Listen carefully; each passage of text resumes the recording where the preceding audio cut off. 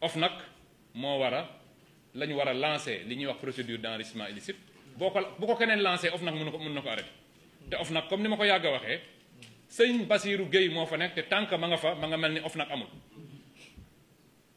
moom dañ ko jox OFNAC pour mu geler ko teg ko lem ko dugal ko ci poosam toog di xaar puisque day xaar nag nous avons la majorité à l'Assemblée dañ ko fa jëlee en dehors de l'OFNAC mais le conseil constitutionnel bu leen fàtte ni ñi fa nekk ñëpp Macky Sall moo leen fa teg man na gëw ma ni nit dina xëy rek soppeeku bu ñu fàtte ni lu ne dund nañ ko avec ce conseil constitutionnel là lu ne dund nañ ko, ne soyons pas naïfs. Le conseil constitutionnel dans sa constitution actuelle dañu ko war a dissoudre aussi dindi ko daal di teg beneen structure, une cour ou tout ce que vous voulez.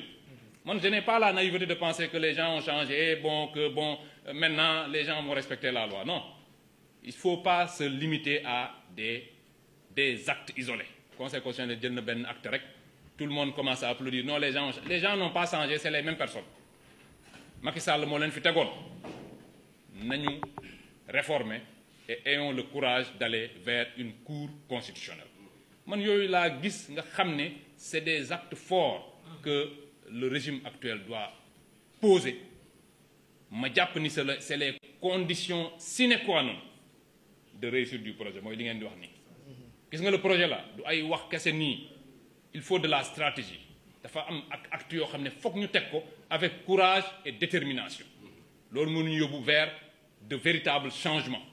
Mais bu ñu fi toogee nii rek di xool, nous avons une opposition qui, pour une fois, pour la première fois dans l'histoire du Sénégal, on a une opposition qui a plus de moyens que le régime en place. Maanaam ñoom li ñu yor moo ëpp li régime bi yor. Maanaam ñun nous n'avons que nos salaires. Parce que ñun moom allah kulli al ñun xaalisu dëkk bi ñun naruñ koo jël. Duñ ko jël, duñ ko politiquer. Donc cela veut dire que ipso facto, en puisant dans les caisses de l'État pendant 12 ans, ils ont plus de moyens que nous.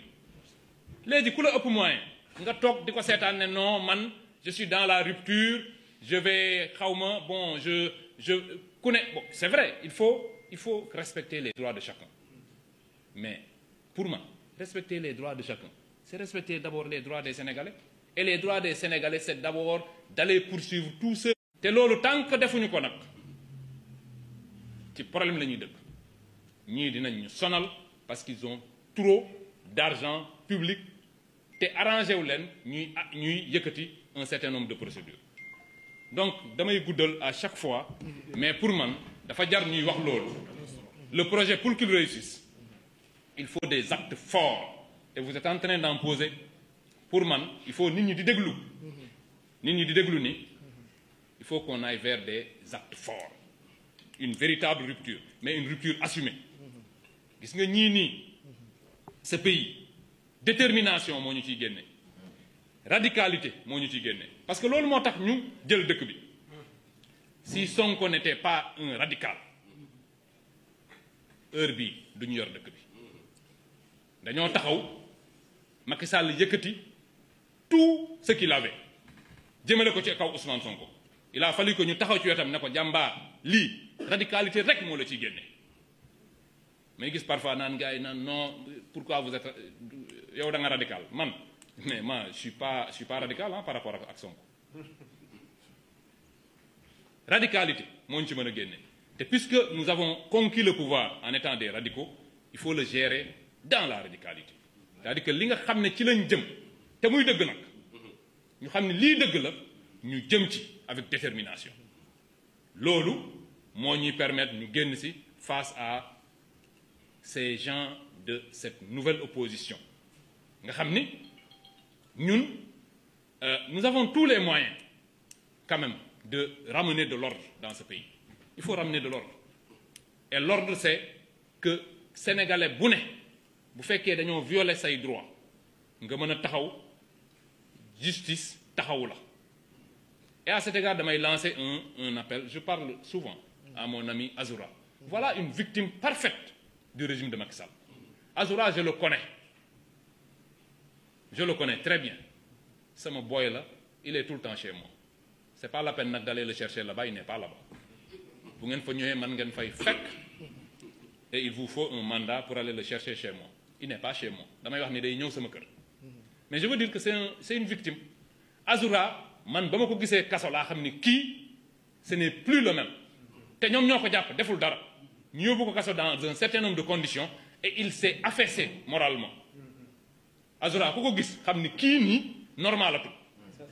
Il a besoin d'un accompagnement psychologique et non pas d'une traque judiciaire boo xam ne amul benn sens. Azoura normalul da nga koy woo nga gis ni il te parle il dit 2 phrases 3 yu ne mu bëgg a jooy nit kooku normalatu